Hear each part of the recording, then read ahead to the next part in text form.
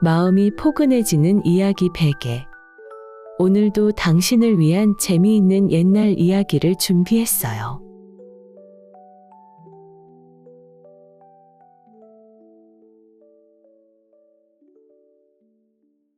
안녕하세요. 이야기 베개예요. 새로운 한 주가 시작되었네요. 무더운 날씨 속에 건강 조심하시고 시원한 곳에서 이야기 들으시면서 잠시 쉬어가는 시간 가져보세요. 시작하기 전 이야기 베개 네이버 TV가 있는데요. 이전 영상들과 그림 영상을 다양하게 준비하여 올려두었어요. 아직 초창기라 중간 광고는 물론이지만 시작 광고도 없는 상황이에요. 구독만 하시면 120편이 넘는 이야기를 끊김없이 들을 수 있으니 많은 구독과 사랑 부탁드려요. 네이버 TV에 오시는 방법은요? 이야기 베개 맨 위 상단에 조그마한 파란색 글씨가 있어요. 파란 글씨를 콕 누르시면 바로 이동 가능하고, 다른 방법으로 지금 영상 더보기라는 글씨를 누르시면 파란색 링크를 눌러 이동하시는 방법이 있어요. 여러분들의 많은 구독과 사랑 부탁드립니다. 자, 오늘의 새로운 이야기 기대되시지요? 그 이야기 지금 시작합니다. 3년 만에 남편 기봉이가 돌아오자 부인 은심이가 버선발로 뛰어나오며 말했어요. 서방님, 돌아오셨군요. 부인, 잘 계셨어? 헌데 저 아이는 누구요? 서방님, 저 아이는 서방님의 아이예요. 어머님이 돌아가시기 전 합방했던 전날 밤에 아이를 가진 것이에요. 기봉이는 그 말을 도무지 믿을 수가 없었어요. 뭐라고요? 그럼 중간에 기별이라도 해주지 그러셨어? 언제 나 없는 사이 아이를 낳은 것이요? 정말 내 아이가 맞는 것이요? 기봉이가 그렇게 말하니 부인의 얼굴이 하얗게 질렸어요. 서방님, 그게 무슨 말씀이세요? 분명 어머님 돌아가시기 전 마지막으로 저와 함께 밤을 보내셨잖아요. 그날 밤에 생긴 아이예요. 모르겠어. 벌써 3년이나 지났고 나는 도무지 기억이 나지 않소. 오늘은 자신의 핏줄도 못 알아보는 남편 기봉이의 이야기를 해볼게요. 편안하게 이야기 들어주세요. 목화밭 인연. 옛날 옛적 어느 산골 마을에 몹시 가난한 살림에도 글공부만은 놓지 않았던 기봉이라는 선비가 살고 있었어요. 기봉이는 집안 형편이 워낙 어려워 붓한 자루도 얻어와서 쓰고 먹는 거 입는 거 줄여가며 글공부를 배웠어요. 기봉이의 아버지는 평생 남의 논밭을 빌려 근근히 살아온 소작농이었지만 아들만큼은 그를 깨우쳐 넓은 세상에 나아가길 간절히 바랬어요. 그런 아버지의 마음을 알기에 기봉이는 밤늦도록 등잔불 아래서 눈을 비벼가며 글을 읽었어요. 그러던 어느 날 아버지는 몸져 눕고 말았어요. 오랜 세월 고된 농사일로 몸이 축나 있던 터라 병세는 손쓸 새도 없이 깊어졌어요. 기봉이가 아직 과거를 보기에는 몇 해가 더 남았을 무렵이었어요. 아버지는 야윈 손으로 아들의 손을 꼭 붙잡고 힘겹게 말했어요. 기봉아, 이 아비가 못나서 너에게 물려줄 것이 아무것도 없구나. 그저 네가 열심히 글 공부해서 손에 흙 묻히고 안 사는 것이 아비의 유일한 희망이었느니라. 아버지, 제가 반드시 과거에 급제해서 아버지 뜻을 이루겠습니다. 허니, 어서 기운 차리세요. 그래, 내가 눈을 일찍 감더라도 하늘에서 우리 기봉이가 급제하는 모습을 꼭 지켜보마. 부디 어머니를 잘 모시고 끝까지 학문의 뜻을 놓지 말거라. 기봉이는 아버지의 손을 붙잡고 하염없이 눈물을 흘렸어요. 그렇게 며칠 뒤 아버지는 조용히 눈을 감고 말았어요. 홀로 남은 기봉이는 어머니를 모시고 살며 낮에는 남의 집 밭일을 거들고 품삯을 받아 끼니를 잊고 밤이면 다시 등잔불을 밝혀 글공부에 매진했어요. 어머니도 삭바느질로 살림을 보태며 모자는 그렇게 서로 의지하며 하루하루를 버텨냈어요. 그렇게 몇 해가 흘러 마침내 과거를 보러 갈 날이 다가왔어요. 기봉이는 몇 안 되는 서당 동무들과 함께 한양으로 길을 떠났어요. 그런데 함께 떠나는 친구들의 행색은 기봉이와는 완전히 달랐어요. 부잣집 자제들인 친구들은 저마다 좋은 말에 올라타고 노잣돈도 넉넉히 챙긴 집안의 자제였어요. 하지만 가난한 기봉이는 그저 집신 몇 켤레와 엽전 몇 개가 전부였어요. 그 모습을 딱하게 여긴 친구 하나가 어느 날 말을 건넸어요.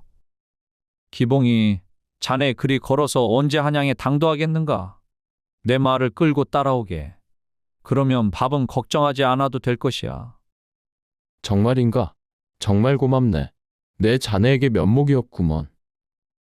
그렇게 기봉이는 친구들의 말을 끌며 함께 길을 가게 되었어요.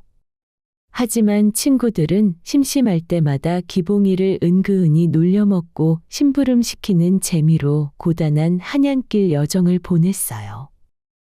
이복의 기봉이 목이 마르니 저기 가서 물 좀 떠오게.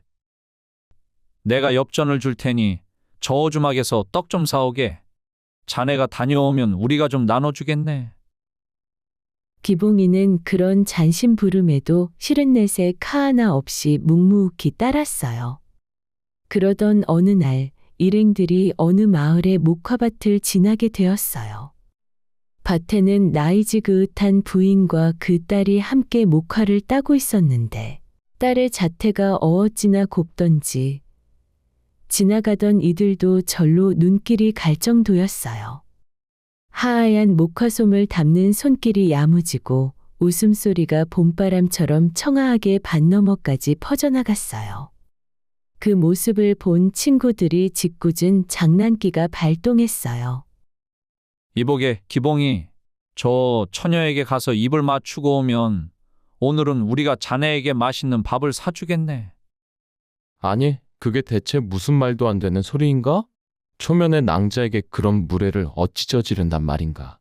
안 될 일이네. 정 못하겠으면 그만두어도 되네. 대신 오늘 저녁밥은 자네가 알아서 해결하시게. 그럼 세상에 완전 공짜는 없는 법일세. 일하지 않은 자 먹지 말라 그 말도 모르는가. 친구들은 낄낄대며 그렇게 몰아붙였어요. 기봉이는 잠시 고민하다가 문득 정색하며 말했어요. 좋네. 정 그렇다면 하겠네. 단, 이것은 참으로 큰 내기이니 한양에 도착할 때까지는 더 이상 나를 놀리는 장난은 삼가하게나. 알겠네, 알겠소. 그래야지. 친구들은 흔쾌히 약조하며 재미있다는 듯 기대에 찬 얼굴로 지켜보았어요. 기봉이는 고민하다가 목화밭으로 다가가 처녀가 아닌 나이가 지긋한 어머니로 보이는 여인에게 다가갔어요. 그러고는 두 눈을 여언신 비비며 말했어요. 안녕하십니까, 마님. 소인은 과거를 보러 가는 길인데 눈에 티끌이 들어가서 도무지 뜰 수가 없습니다. 잠시 좀 봐주시겠습니까? 나이가 지긋한 부인은 가까이 다가와 기봉이의 눈을 들여다보았지만 나이가 들어 침침해진 눈으로는 아무것도 보이지 않았어요. 아이고, 내 눈이 침침해서 도무지 보이지가 않는구려. 은심아, 이리 와보거라. 이 선비님 눈을 좀 받으려라. 그러자 딸 은심이가 조심스레 다가와 기봉이의 눈을 요리조리 살펴보았어요. 아무것도 안 보이는데요? 선비님, 눈에 뭐가 들어갔나요? 아이고, 낭자. 정말 따갑습니다. 자세히 좀 봐주시지요. 기봉이가 짐짓 아픈 척 엄살을 부리자 은심이는 걱정스러운 얼굴로 더욱 가까이 다가가 눈을 세심히 살폈어요. 선비님, 정말 아무것도 없는데요? 그럼 눈에 바람이라도 좀 불어주세요. 은심이는 그 말에 얼굴을 가까이 대고 살며시 입김을 불어주려 하려는데 그 순간 기봉이가 재빨리 고개를 들어 은심이의 입술에 입을 확 맞추고 말았어요. 멀리서 이 광경을 숨죽이며 지켜보던 친구들은 박장대소를 하며 배를 잡고 웃어댔어요. 우와, 저놈이 정말 해냈구나. 기봉이가 저리 능청스러운 구석이 있는 줄은 몰랐네.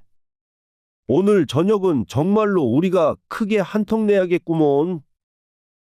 한편 갑작스러운 입맞춤에 놀란 은심이는 얼굴이 새빨개져서 뒤로 물러서며 소리쳤어요.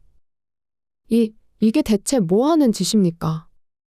아이고야, 정말 죄송합니다, 낭자. 눈이 너무 안 보이고 따가워서 저도 모르게 고개를 들다가 그만 실수를 하고 말았습니다. 부디 용서해 주십시오. 은심이는 여전히 얼떨떨한 얼굴로 씩씩거렸지만 실수라고 사과를 여언신하니 마지못해 다시 기봉이의 눈에 바람을 불어주려 했어요. 그렇게 은심이가 다시 조심스레 얼굴을 가까이 대고 바람을 불어주자 기봉이는 가만히 그 모습을 바라보며 나지익히 말했어요. 낭자, 아까 그 일이 우연이었지만 저는 조금도 싫지 않았습니다. 낭자는 어떠셨습니까?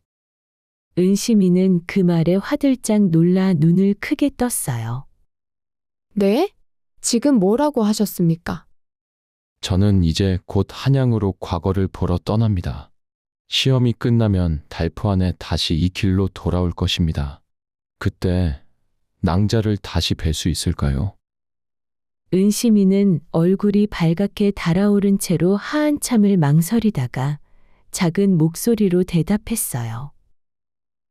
그리하셔도 좋습니다. 두 사람은 그렇게 서로의 눈을 한참이나 말없이 바라보며 다시 만날 날을 기약했어요.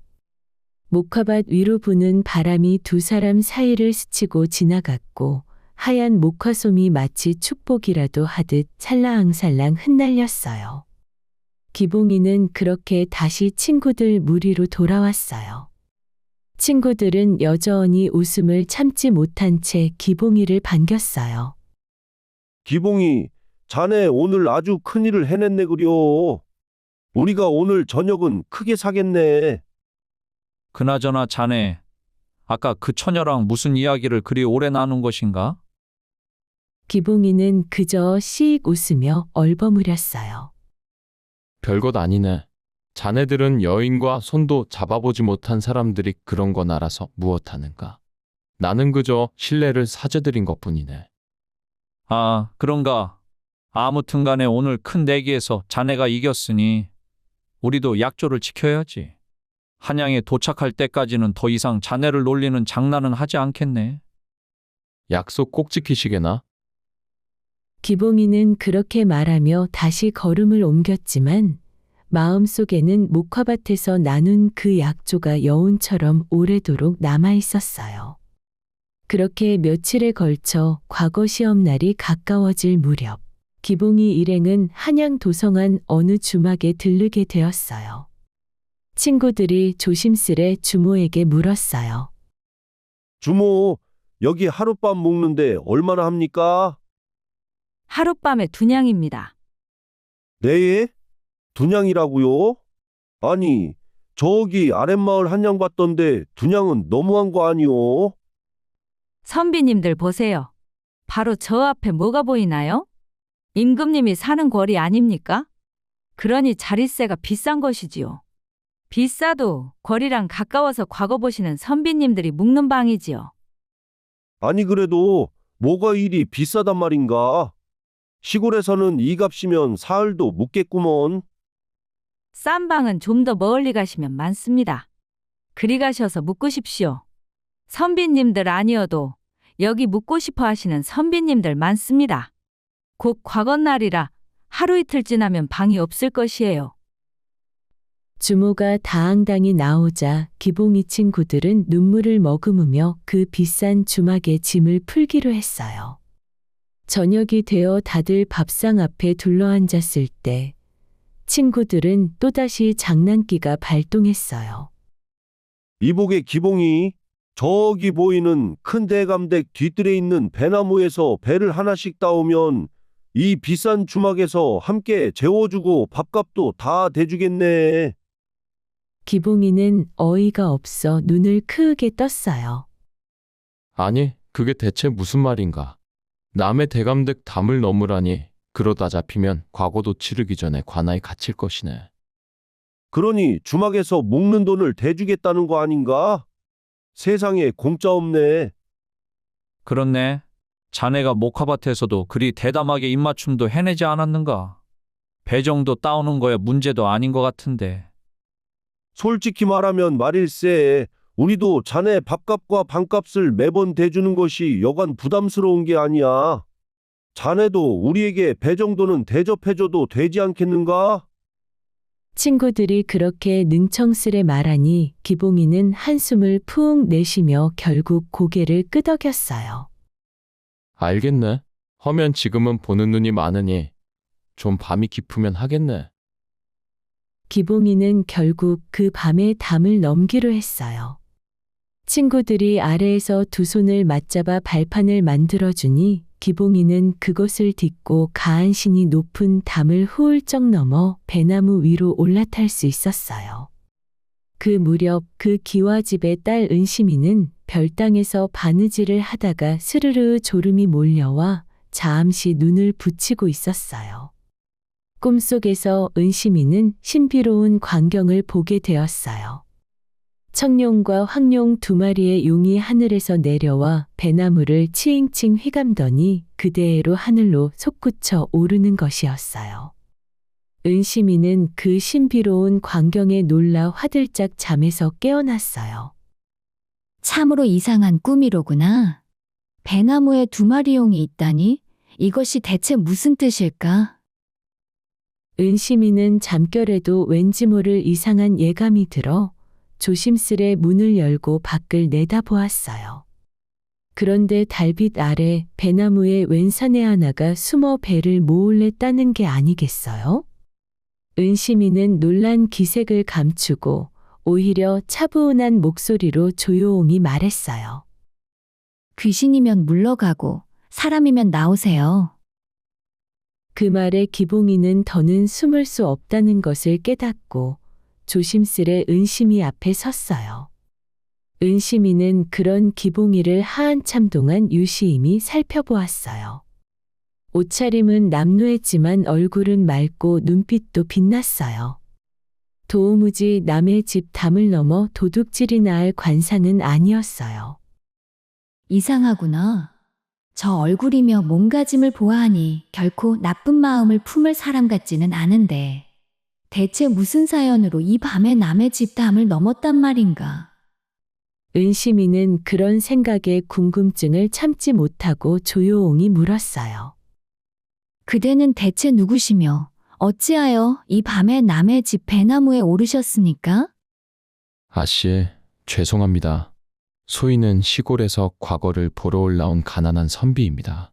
아버지를 일찍 여의고 홀어머니를 모시며 근근히 글 공부만 해왔는데 노잣돈 한 푼 없이 이 먼 길을 오려니 함께 온 친구들의 신세를 지지 않을 수가 없었습니다. 오늘도 그 친구들이 장난삼아 이댁 배나무에서 배를 따오면 밥값과 잠자리를 대주겠다 하기에 이리 어리석은 선택을 하게 되었습니다. 정말 죄송합니다, 아씨. 은심이는 그 말을 다 듣고 안타까운 마음이 들었어요. 그런 딱한 사정이 있으셨군요. 과거를 보러 오시는 처지에 그런 수모까지 겪으시다니 참으로 안 됐습니다. 낭작게 부끄러운 모습을 보여드려 송구합니다. 주신 벌은 달게 받겠습니다. 아닙니다. 그런 사정이라면 어찌 함부로 벌을 내리겠습니까? 오히려 그 친구분들이 너무하신 것 같습니다. 과거를 보려면 먹도 사고 종이도 사야 할 텐데 돈이 부족해서 힘드셨겠네요. 그럼 오늘 그냥 배를 따시고 돌아가십시오. 네? 정말이십니까? 이 귀한 배를 따가도 되겠습니까? 네, 괜찮아요. 가져가셔서 친구들과 드십시오. 그리고 조건이 하나 있습니다. 조건이요? 그게 뭔가요? 내일 저녁 이 시간에 다시 오십시오. 아, 네, 알겠습니다. 아씨가 시키는 대로 하겠습니다. 너무 죄송하고 감사합니다. 은심이는 살며시 웃어 보이고는 방으로 들어가 면보 한 피를 가지고 나와 담 너머로 길게 늘어뜨렸어요. 선비님, 이 줄을 붙잡고 조심해서 내려가세요.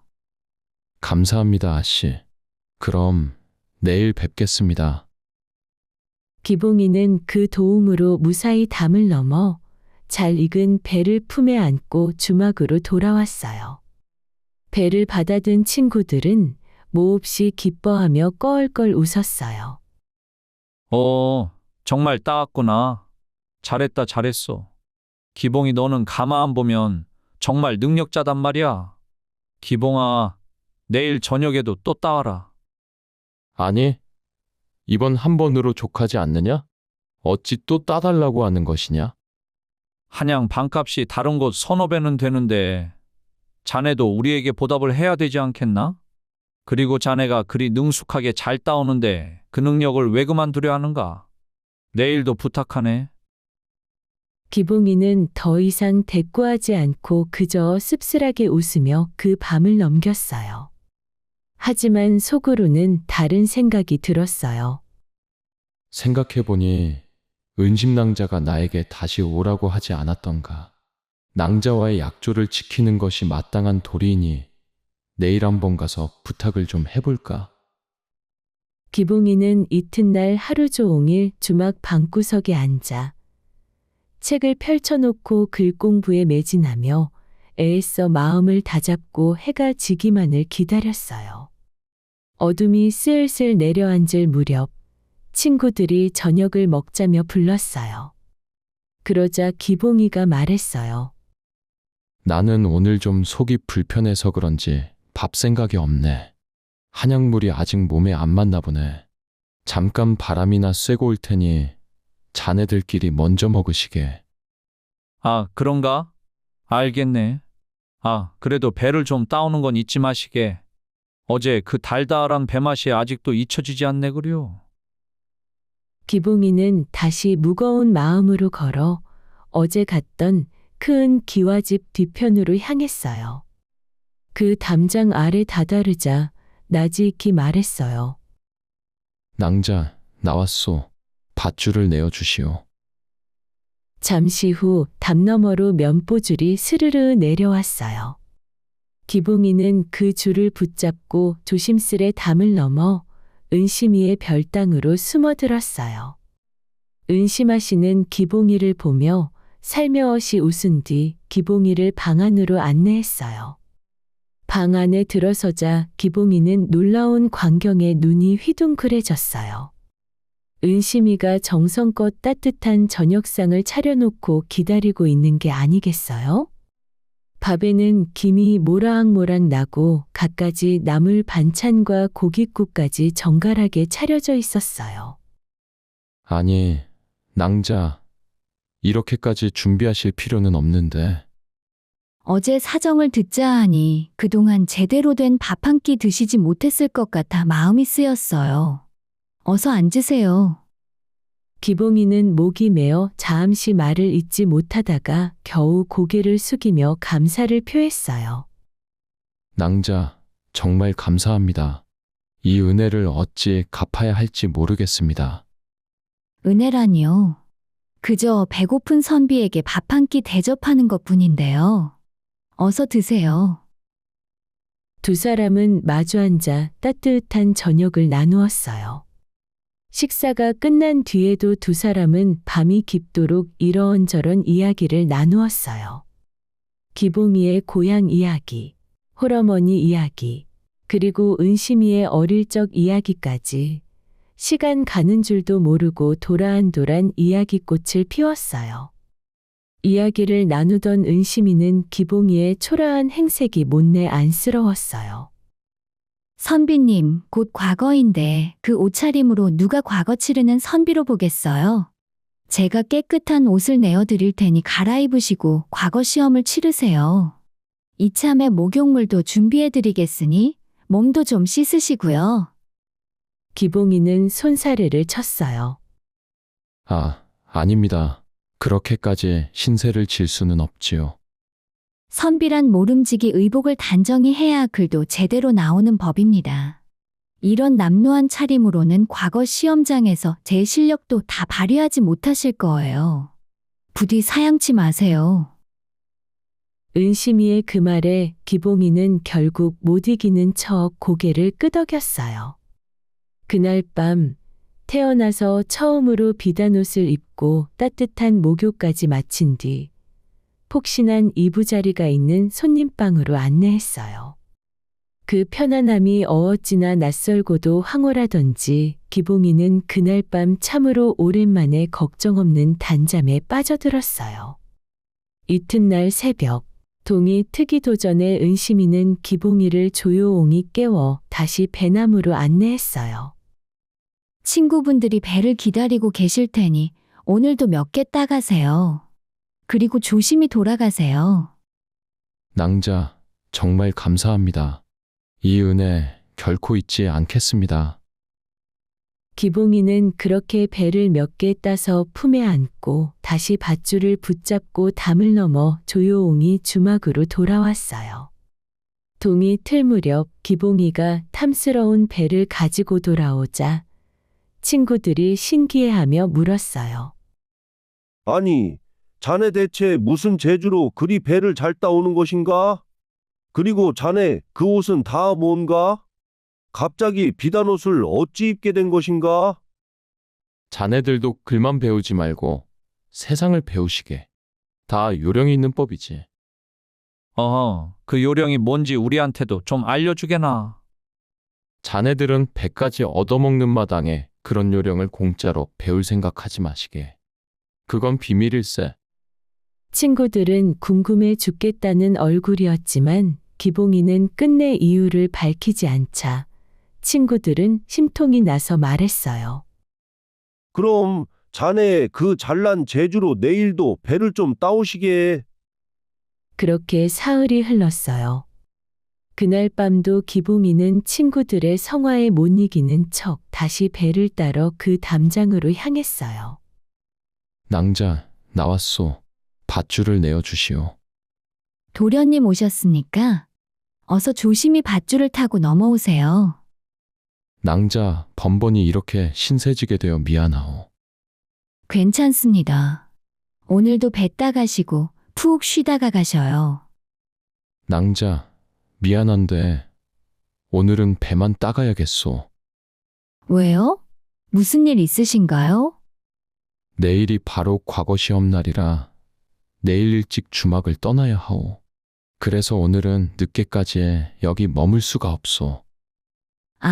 내일 과거를 보시는군요. 그렇소. 선비님, 그럼 일단 제 방에 들어가셔서 차 한 잔만 나누고 가시지요. 배도 이렇게 드렸는데 그 정도는 하실 수 있지요? 저야 감사하죠. 그리하겠습니다.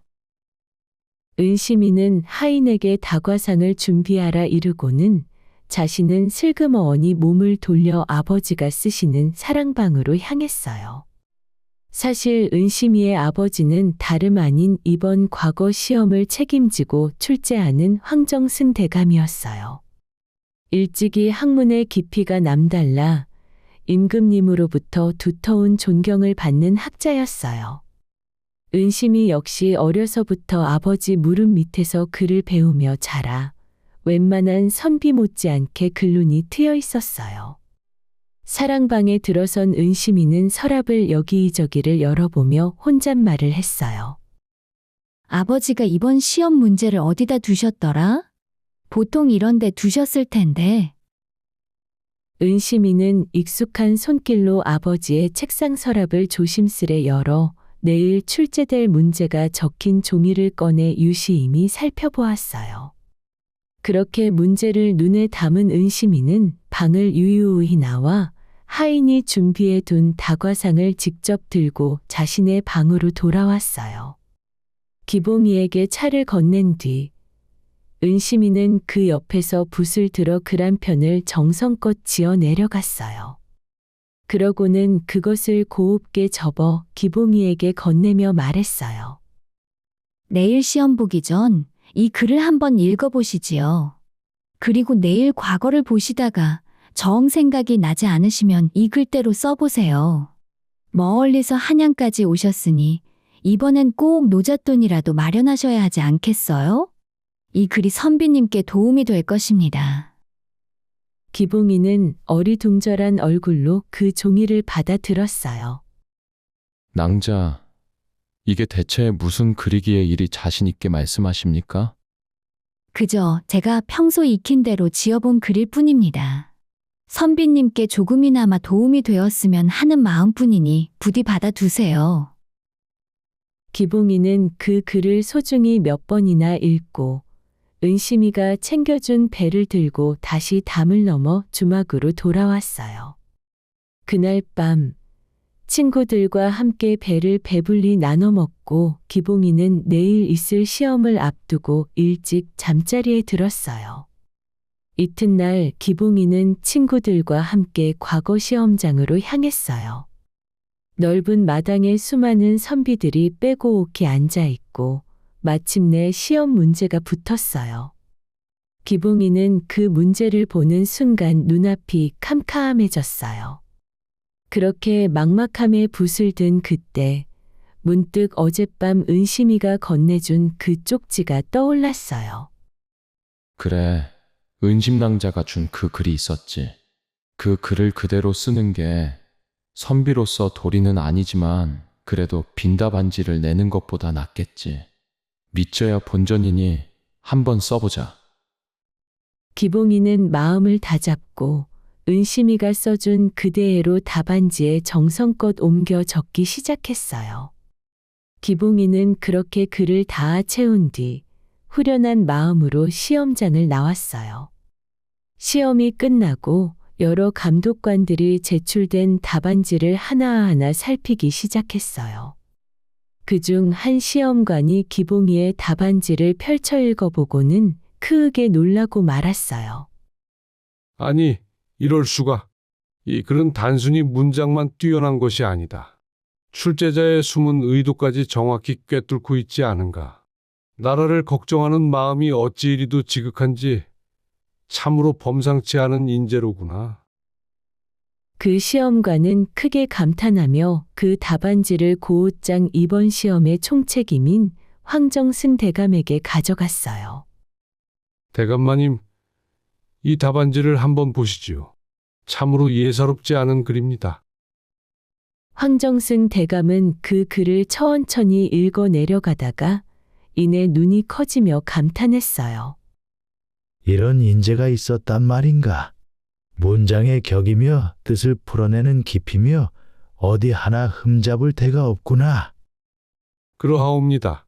특히 이 대목은 대감님께서 평소 그 뜻과 어찌 이리 꼭 맞아떨어지는지 저도 놀랐습니다. 그렇구먼. 마치 내 머릿속의 생각을 그대로 아는 듯하네. 사실 그 문장은 황정승 대감이 평소 딸 은심이와 차를 마시며 늘 되풀이하던 이야기였어요. 나라를 걱정하는 마음이며 백성을 위하는 도리며 그런 이야기를 은심이는 어려서부터 귀에 못이 박히도록 들으며 자랐어요. 은심이는 속으로 늘 생각했어요. 아버지는 항상 이 말씀만 하신다니까. 차 한 잔 드시면서 좀 재미있는 이야기를 하시면 좋으련만 꼭 이 말씀만 되풀이하시니 참으로 재미없고 지겹구나. 그런데 그렇게 지겹게 들어 외운 말들을 이렇게 결정적일 때 효과를 발휘하였지 뭐예요? 은심이가 아버지 말씀을 그대로 옮겨 적어 기봉이에게 알려주었고 기봉이는 그 내용을 과거 시험 답안지에 그대로 적어 넣은 것이었어요. 그러니 그 문장 하나하나가 황정승 대감이 평소 수십 번도 넘게 고민하고 생각한 머릿속 생각이었던 것이었어요. 출제자의 속뜻과 한치의 어긋남 없이 딱 들어맞는 그 답안지를 보며 시험관들은 저마다 감탄을 금치 못했어요. 참으로 뛰어난 재주다. 이런 문장은 평생 보기 드물구나. 그렇습니다, 대감. 문장의 격조는 물론이고 세상을 보는 안목이 이리도 깊으니 이 자는 필시 장차 나라의 큰 제목이 될 것입니다. 이렇게 젊은 나이에 이런 통찰을 지니다니 참으로 하늘이 낸 인재가 맞습니다. 그 글은 그렇게 대신들의 손을 거쳐 마침내 임금님에게까지 올라갔어요. 임금님도 그 글을 읽고는 크게 흡족해하며 기봉이를 이번 과거에 가장 뛰어난 성적으로 장원급제를 시켰어요.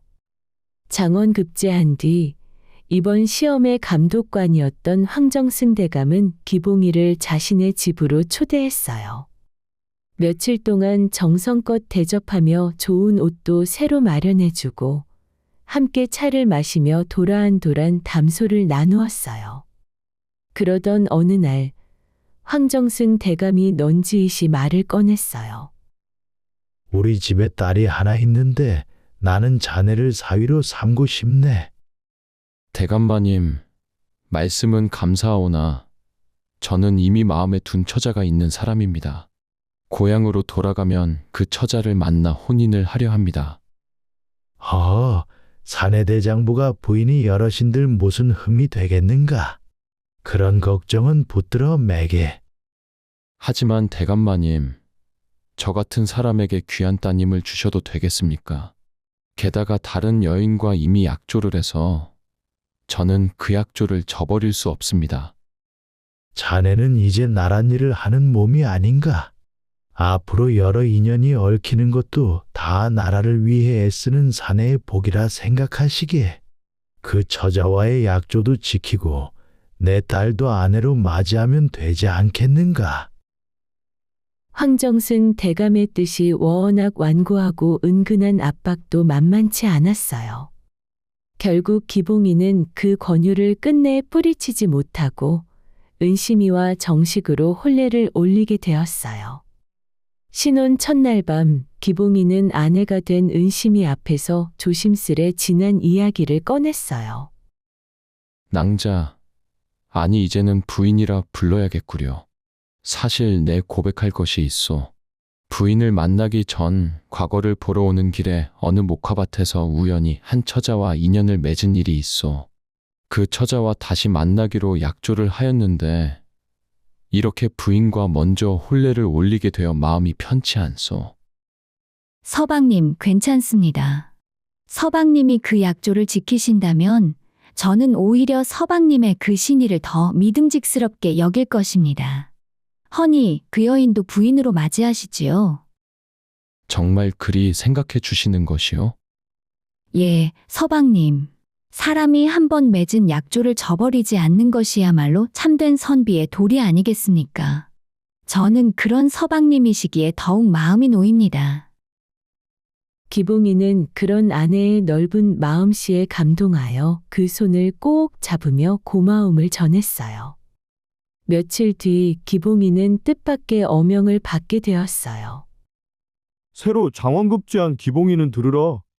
그대를 살던 고을의 원님으로 임명하노니 백성을 어질게 다스리고 그 고을을 태평하게 이끌라. 신, 어명 받잡겠습니다. 그렇게 기봉이는 아내 은심이와 함께 장인어른으로부터 넉넉한 재산까지 물려받아 마침내 고향으로 향하는 길에 올랐어요. 고향으로 내려가는 그 길은 그야말로 화려하기 그지없었어요. 은심이는 고웁게 단장하고 꽃가마에 올라 뒤를 따르고 기봉이는 나라의 명을 받은 원님답게 위엄을 갖추어 백마에 올라탔어요. 길가에 모여든 사람들은 그 화려한 행렬을 보며 저마다 한마디씩 감탄했어요. 아이고, 저 젊은 원님 좀 보게. 참으로 늠름하구먼. 그러게 말일세. 저런 젊고 능력 있는 분이 고을을 다스리신다니 그 고을도 참으로 복이 아니겠는가? 한참을 그렇게 위엄있게 길을 내려가던 기봉이는 문득 예전 과거를 보러 올라가던 그 길목에 목화밭이 떠올랐어요. 그러고 보니 이 근처가 아니던가. 은심낭자를 만나기 전 처음으로 마음을 나눈 그 처자가 살던 곳이구나. 비록 장난으로 시작된 일이었다지만 그 처자는 지금까지 나를 기다리고 있을지 모르는데 그냥 모르는 척 지나칠 수는 없다. 기봉이는 그렇게 마음을 굳게 먹고 그 고을에 들러 하루 머물기로 했어요. 객주의 짐을 풀고 그날 밤 기봉이는 아내 은심이에게 조심스레 그 이야기를 꺼냈어요. 부인, 사실 이 근방에 예전에 내가 이야기했던 그 처자가 살고 있어.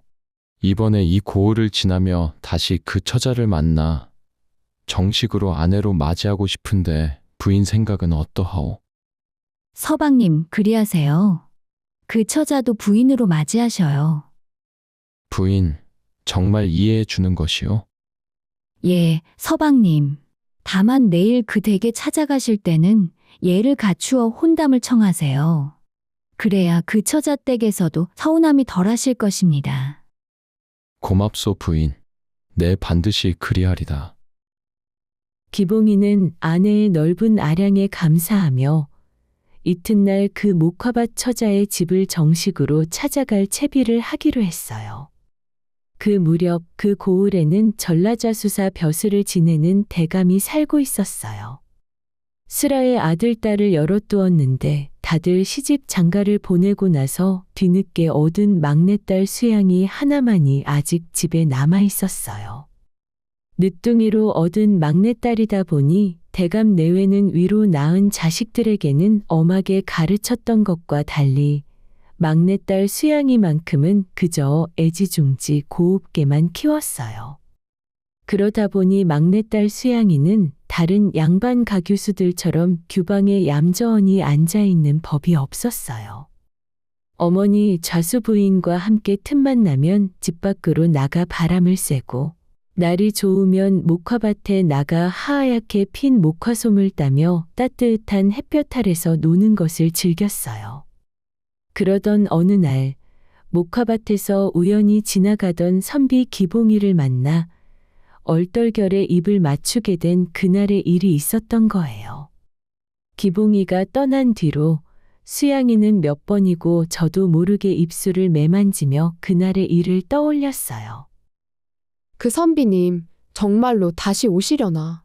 달포 안에 돌아오신다 하셨는데 대체 언제쯤이나 오실는지. 수양이는 그렇게 하루하루를 손꼽아 기다리며 지냈어요. 전라자수사 대감은 그런 막내딸을 볼 때마다 걱정이 이마한저만이 아니었어요. 이제는 나이도 찼으니 얼른 시집을 보내 근심을 덜고 싶었지만 정작 수양이는 고집을 부리며 어떤 혼담도 들으려 하지 않고 그저 매일같이 목화밭만 서성이며 지냈어요. 우리 수양이가 대체 왜 저러는지 모르겠소. 혼담이 몇 번이나 들어왔는데 죄다 마다하고 저리 목화밭만 나다니니 걱정이 태산이요. 저도 답답하기는 마찬가지입니다, 영감. 아무래도 몇 달 전에 우연히 지나가던 어느 선비와 마주친 뒤로 저러는 것 같습니다. 선비라니 그게 무슨 소리요? 제가 한 달 전쯤인가 우연히 목화밭에서 웬 선비와 입을 맞추는 일이 있었지 뭡니까. 아마 그 뒤로 그 선비를 못 잊어서 저러는 것 같습니다. 그런 큰일이 있었구려. 그 선비가 어디 사는 누구인지도 모르는데 언제까지 저러고 있단 말이오. 돌아올 놈이었으면 진작에 돌아왔으련만. 두 부부는 그렇게 막내딸을 어찌할 도리가 없어 애만 태우고 있었어요.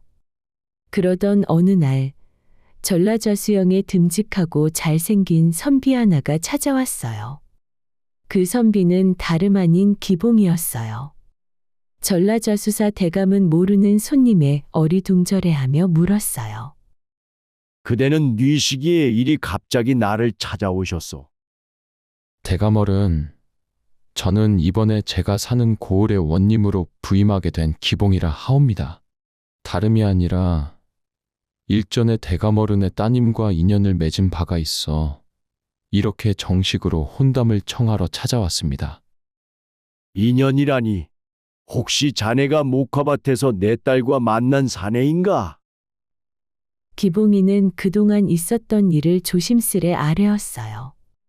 전라자수사는 그 이야기를 다 듣고 나서야 무릎을 탁 쳤어요. 아, 그렇다면 우리 수양이가 그리도 기다리고 있던 인연이 맞구나. 거오, 참으로 반가운 소식일세. 전라자수사는 뜰 듯이 기뻐하며 그 자리에서 흔쾌히 혼담을 받아들였어요. 그리하여 기봉이는 수양이와도 정식으로 혼례를 올리게 되었어요. 첫째 부인 은심이는 그런 남편의 두 번째 혼례를 곁에서 담담하고 따뜻한 얼굴로 지켜보았어요. 그렇게 혼례가 다시 한번 치러졌고 신랑 기봉이와 두 명의 신부는 각각 화려한 가마에 올라 마침내 기봉이의 고향으로 향하게 되었어요.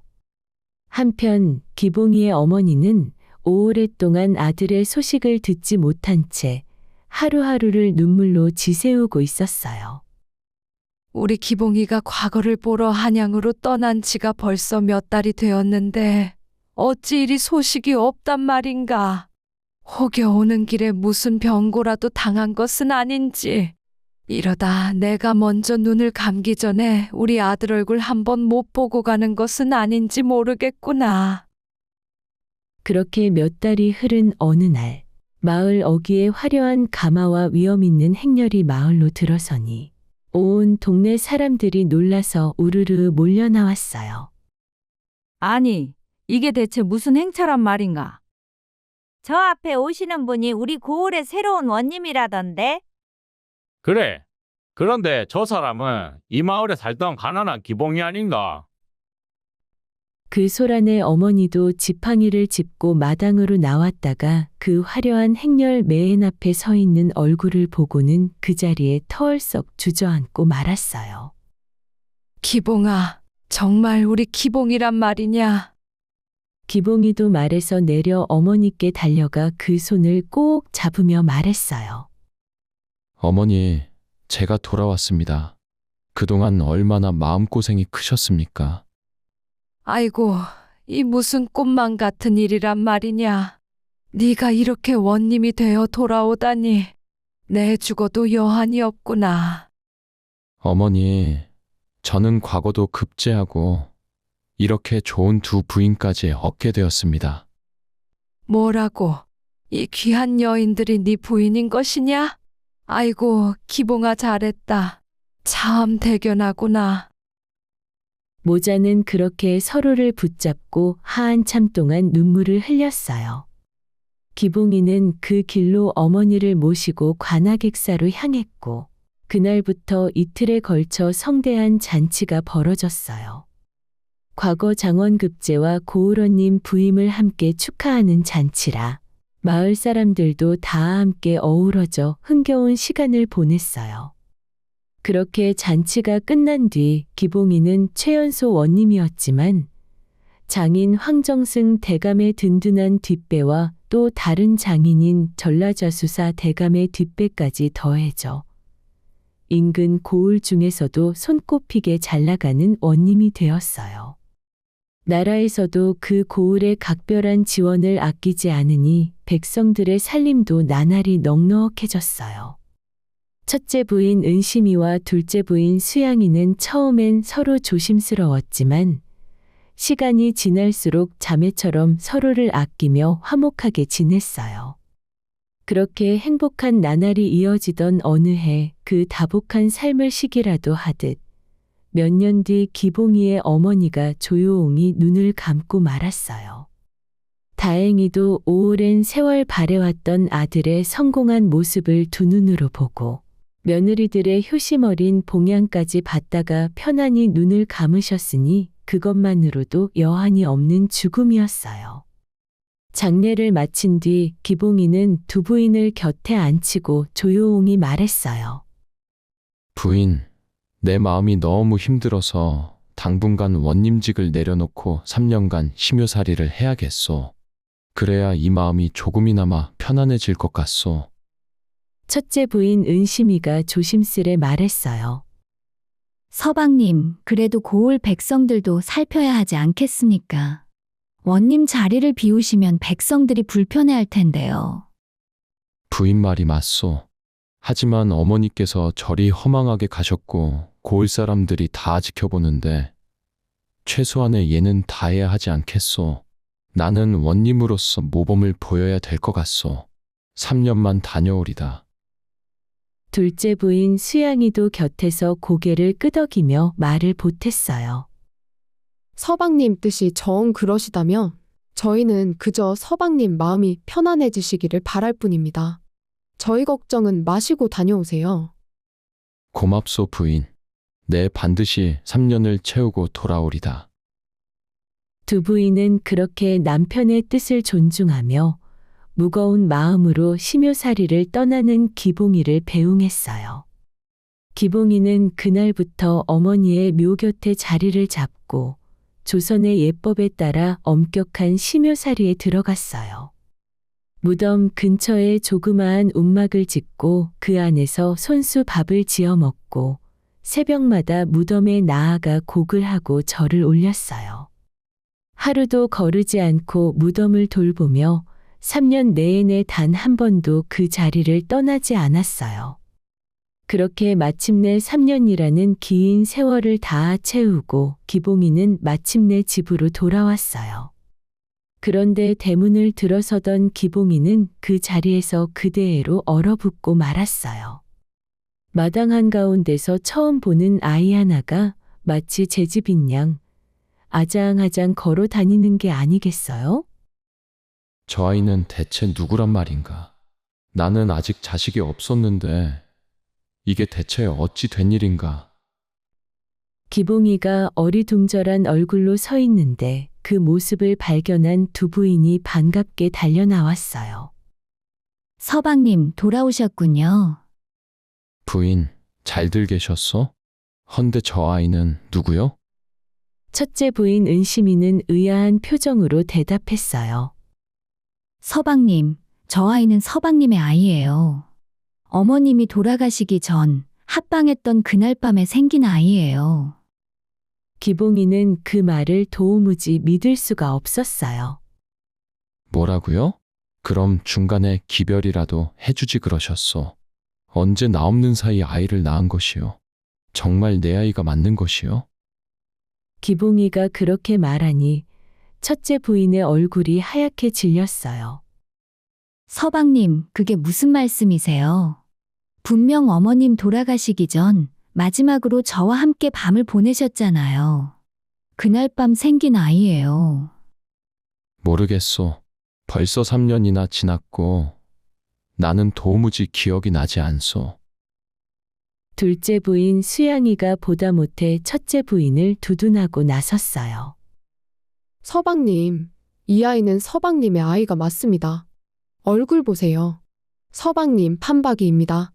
그리고 정말로 어머님 돌아가시기 전 형님과 합방을 하신 것을 저도 봤습니다. 하지만 너무 오랜 세월 집을 비웠던 기봉이로서는 그 셈을 정확히 헤아리기가 어려웠어요. 자신이 3년 내내 산속 움막에 있다가 집에 오니 갑자기 걸어 다니는 아이가 자신의 아이라며 아이를 안겨주니 의심과 당혹스러움을 감출 수가 없었어요.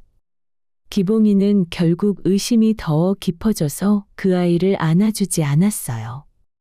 그러자 첫째 부인 은심이는 그런 남편의 태도에 억장이 무너지는 것 같았어요. 내가 3년을 오직 서방님만 기다리며 버텨왔거늘 어찌 이런 억울한 의심을 받아야 한단 말인가.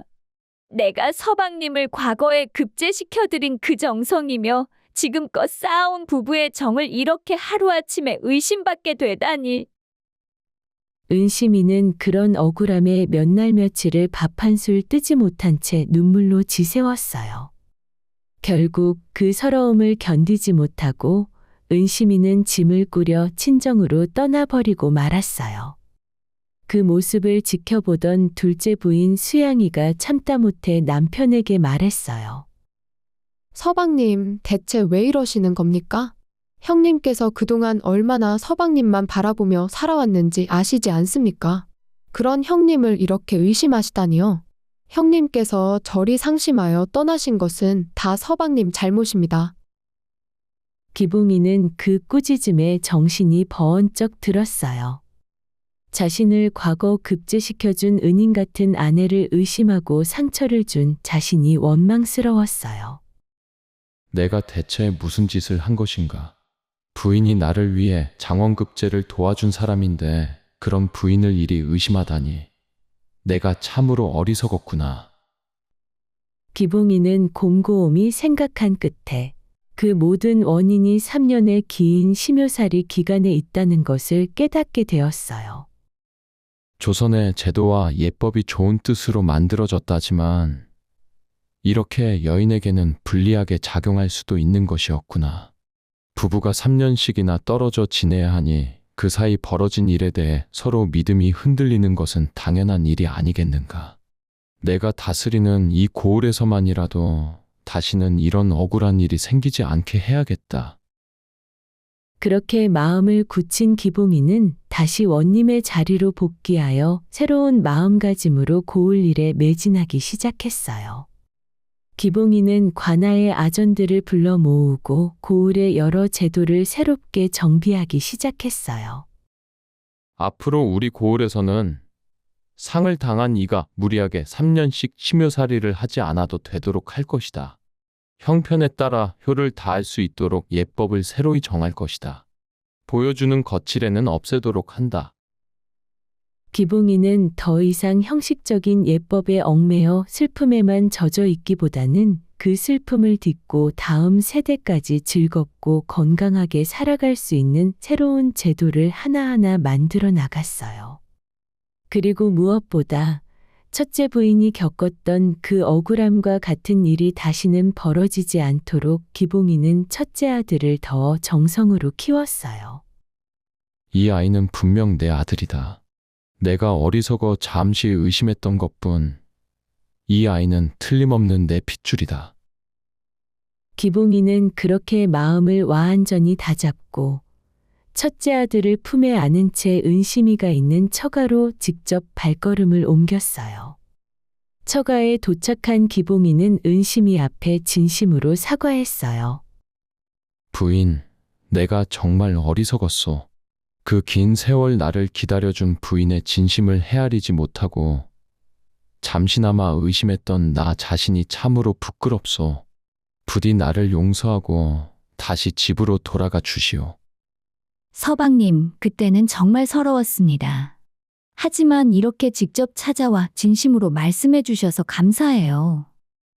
내 다시는 부인을 의심하는 일이 없을 것이오. 그리고 이제 우리 고을에서는 다시는 이런 부당한 일이 생기지 않도록 심효살이 제도도 새로이 바꾸었소. 은심이는 그 말에 눈물을 글썽이며 고개를 끄덕였어요. 서방님이 그리 마음을 써주셨다니 저도 이제 마음이 놓입니다. 그렇게 기봉이는 첫째 부인 은심이를 다시 집으로 데려왔고 첫째 부인과 둘째 부인은 다시 만나 자매처럼 지내며 서로를 아끼고 의지했어요. 그 이후로 그 고을에서는 더 이상 무리하게 강요된 심효살이가 없어지고 집집마다 저마다의 방식으로 마음속 깊은 효를 다하며 슬픔은 슬픔대로 보듬고 살아가는 삶을 살아갔어요. 그렇게 기봉이가 다스리는 고을은 오래오래 행복하게 잘 살았다고 합니다. 오늘 이야기는 여기까지예요. 이야기 재미있으셨나요? 항상 부족한 이야기를 재미있게 들어주셔서 감사해요. 더 많은 이야기는 네이버 TV에 올려두었어요. 이야기백의 메뉴 상단에 이렇게 생긴 파란색 글씨를 콕 누르시면 바로 이동 가능하니 많은 구독과 사랑 부탁드려요. 오늘도 이야기 베개와 함께 해주셔서 참 고마워요. 포근한 밤, 고운 꿈 꾸세요. 다음 이야기에서 만나요.